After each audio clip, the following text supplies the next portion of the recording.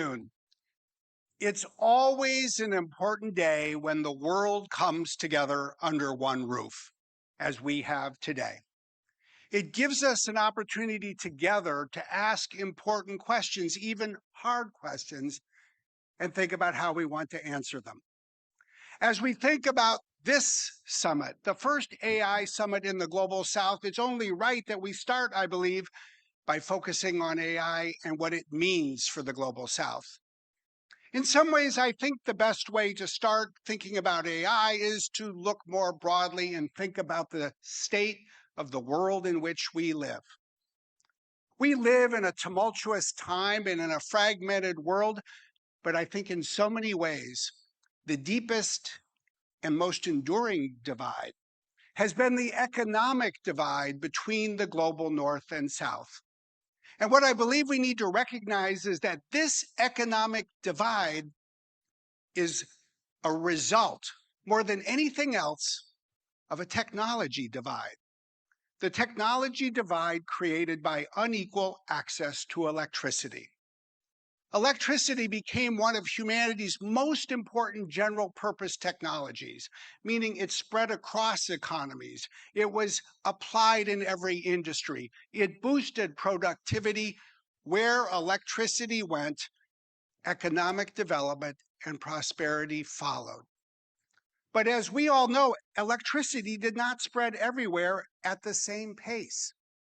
It was literally 144 years ago that the first electrical power plant started operating in Lower Manhattan, and yet we come together in Lower Manhattan, and yet we come together today, and we still live in a world where 700 million people lack access to electricity. Now comes AI. AI, perhaps more than any other technology this century, will play a bigger role either in closing this economic divide or in exacerbating it and making it even wider. That is perhaps the single most important question for us, I would suggest today, as we think about the role of AI in the Global South. How can we do better? Because we need to do better. What will it take? I think it's going to take a few things that will require that we all come together and work together. First, the obvious. We need to bring infrastructure to the Global South. That means data centers and compute. It also means more connectivity. It means more electricity. That is going to take not only the world's best technology, it's going to require an enormous amount of investment. That's why we at Microsoft announced yesterday morning that we're on pace to spend $50 billion by the end of this decade to bring AI to the Global South. And of all the countries in which we are investing, India, not surprisingly, is one of the largest. But we'll need to harness private capital, investments from tech companies, other sources of private capital, government funding. We'll need governments and others to generate demand for the use of AI in the Global South, because that is the only way to get the wheels of the market spinning and to do what we need to do together. That's the first thing we need to do together. There's a second thing we need to do. We've talked about it here already today, and it is so clear when you study the history of technology. Infrastructure is not only hardware, it's not only wires and grids, it's skilling for people. Because the key to enabling a country and a population to use a general purpose technology at scale is to give people across the country access to the skills they need to put it to work. And that's why it's such good news that we see so many governments supported by the United Nations and supported by private companies investing in more skilling. It's actually something that should speak to all of us. Certainly as a tech company, we're committed. We've launched through Microsoft Elevate new initiatives, including one we're announcing this week, Microsoft Elevate for Educators, to equip teachers with access to help their students learn how to use AI. But in the truth, it doesn't matter where you work. You have a role to play. Because the lesson of digital technology, I was an example of this, was that it took employers to open their doors to computing. It takes employers today to open their doors to new AI tools. It will take employers to invest in the skilling of their employees. It's not just for the next generation, it's for every generation that this fully matters. Then there's a third challenge for the Global South. We need to make AI work effectively for the Global South, and that requires some special initiatives, at least two. First, we need to make AI as effective in every language as it is in English, and today it is not. Performance tests show that's the case. That's why one of the good things to come out of this week is new announcements to invest upstream in better data in other languages, to provide better tools and measurement systems for AI that is built in other languages, to build out data provenance with a view to linguistic diversity, diversity that we need to advance around the world. And we need to use AI in the Global South to solve the problems that matter to the Global South. Oftentimes, as we're doing here in India, that's about improvements in agriculture, or as a number of partners, including Microsoft, are doing this week, launching a new initiative to address food security across Africa. These are just two of the myriad of opportunities we have to put AI to work in ways that will bring faster benefits to countries in most of the world. If we do those three things well, build infrastructure, invest in skilling, address real-world problems, then I think it may create the foundation to think more and do more about the question I am willing to bet will be a bigger part of the conversation in the next few AI summits.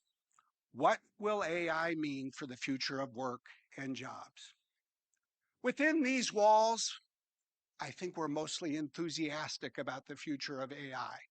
But outside these walls, I think we need to recognize that increasingly around the world, and especially in some countries, many parents are asking a common question. What will AI mean for my kids? What will AI mean for my family? What will AI mean for our future? I get it that some people are excited and they'll do well, but what about us? Us, meaning most of the people who live on this planet. I think we have something to prove. I think we have something to prove not only to communities and countries and our customers, but to ourselves, that we can not only embrace but pursue a brighter future for people. It's great to come to conferences like this and hear people talk about all of the advances in technology, but let's remember one other thing as well. Human capability is neither fixed nor finite. It's great to think about what it would mean to have computers in a data center that would be like a country of geniuses, but let's also recognize this. Compared to the people who lived in the Bronze Age, all of you, all of us, are already geniuses. Whenever technology advances, it creates a new platform, a new foundation that enables people to stand taller and reach higher if and only if we're committed to using that technology well. As AI makes it possible to cure more diseases, then it is right that we expect that it will improve human health. As we use AI already every day to find faster answers, it gives us the opportunity to ask more questions. The fundamental fuel of human capability has always been the same: curiosity. We need to look at AI as the next great generator for human curiosity. And we need to take some inspiration because we all know the world could use a little more inspiration. I often think about the following. Before the invention of the washing machine, it took someone, almost always a woman, between 6 and 8 hours to wash a load of laundry. But as the washing machine improved, that was compressed to 30 minutes. But do you know what happened? One thing happened more than anything else. Everyone wanted to wear cleaner clothes. Everyone expected to wear cleaner clothes. People did their laundry a lot more often. They had better clothes and they had more time, and they put that time to work to do more with their lives. Ultimately, that is the question for us. And this, too, is not just a question for tech companies. This is about what tech will do to people. It is people will use technology to do for people. And it's not people who create products. It's every government, it's every company, it's every nonprofit, it's every employer.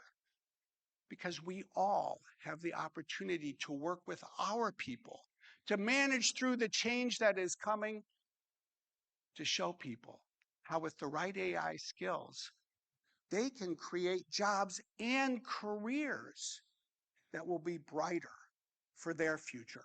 That will not be easy, but if that's not our goal, then we're missing the big picture. As we come away from this AI summit, it reflects so much progress, but I would say one thing as well. Each of these AI summits is a proud moment for a great nation.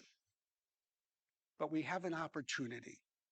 Rather than have summits that are islands that are disconnected from the summits before or that follow, we need to build bridges. We need to build bridges between these summits. We need to define clear goals. We need to have common measurement systems. And every year, we need to ask the same question. Did we make 12 months of progress in the year that just preceded our meeting? How can we build on that progress to do more and move faster in the year ahead? For those of us who come to these meetings in different countries every year, I hope we will take that away. Let's aim higher, not just for technology, but for what technology can do for people. Let's be clearer in defining what we want to accomplish. Let's put in place the ability for us to measure our progress and all hold ourselves accountable as a global community. If we can do these things, then we can use these summits and we can use this next generation of technology to build a better world. I know that's what we within these walls want us ourselves to do. But even more than that, I know that the people outside these walls are hoping and expecting us to do just that. Thank you very much. If you like the video, do like, comment, share and subscribe.